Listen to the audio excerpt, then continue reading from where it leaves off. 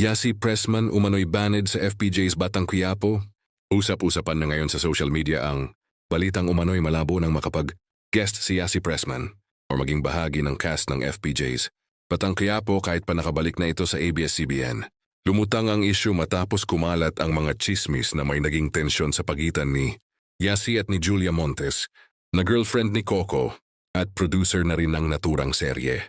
Ayon sa mga lumalabas na rumors online, binunyag umano ni Julia na nilandi raw noon ni Yasi si Coco Martin. Bagay na agad na pinagpistahan ng mga netizens ngayon. Matatanda ang naging matagumpay ang tambalan nina Coco at Yasi sa seryeng FPJ's Ang Probinsyano, kung saan minahal ng publiko ang kanilang chemistry bilang Cardo at Aliana.